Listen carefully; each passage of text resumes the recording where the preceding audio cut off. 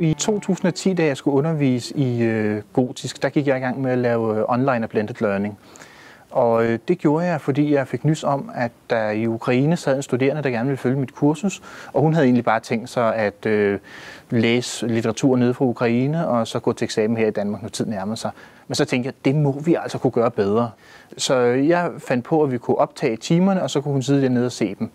Men det blev så til, at vi faktisk fik livestreamet timerne, så hun og andre fjernstuderende kunne sidde og følge med, og faktisk også deltage aktivt i timerne, fordi vi tilknyttede noget Twitter, så de kunne skrive ind med spørgsmål og deltage i diskussioner. Jeg tror, at den største værdi for de studerende først kommer op mod eksamen, når der er læseferie. Fordi så kan de studerende jo sidde der og se timerne igen.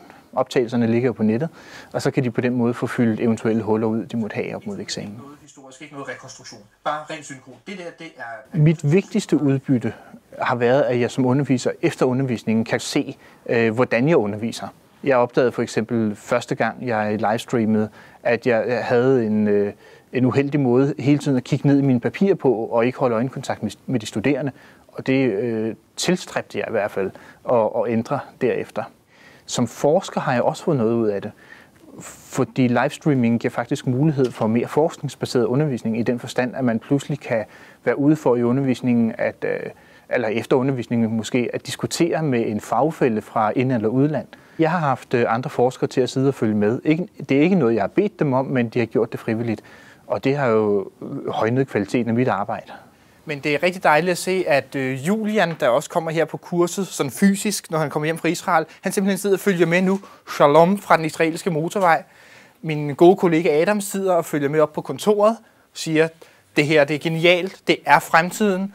Og Tobias... Her i 2014, hvor jeg sidst underviste i gotisk, der lavede jeg kurset om til Flipped Classroom. Jeg brugte nogle gamle optagelser, som de studerende så derhjemme, og så kunne vi i timerne bruge tiden på noget andet. Vi byttede simpelthen om på forberedelsen og undervisningen i forhold til, hvordan det er i traditionel forstand. Så behøver vi ikke undervisningen at bruge tid på, at jeg forelæser. Derimod kan vi bruge noget af den her værdifulde studerende undervisertid på andre vigtige ting, såsom at gå i dybden med nogle af de rigtig svære emner, som er svære at forstå for de studerende, eller opøve deres formidlingskompetencer og lave nogle øvelser, så de kan få appliceret deres viden og deres metoder på konkret sprogstof. Man får simpelthen et bedre læringsudbytte ved selv at få fingrene ned i kagedåsen, ved selv at prøve den viden og de teorier og de metoder, man har lært på konkret materiale, end blot ved at høre en underviser stå og tale om det i 90 minutter.